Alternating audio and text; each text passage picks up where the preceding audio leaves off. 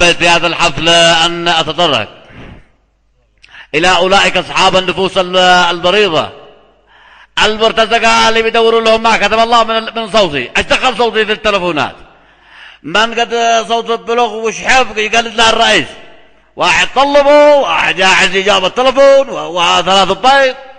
هؤلاء الذين يستغلون الديمقراطية. ديمقراطية بس يعني مش بس شخصية الرئيس، ما تلقاش ولا في أمريكا.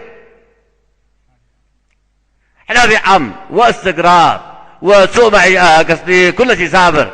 جاي قال لي الرئيس ان شاء الله تكون في اذنه، وانا داري من هو باسمهم على واحد واحد. بس يعني قلنا لعل واسع، والا سوف اضرب بيد من حديد. بيد من حديد الذي قال له كرسي من حديد، انا اضرب بيد من حديد.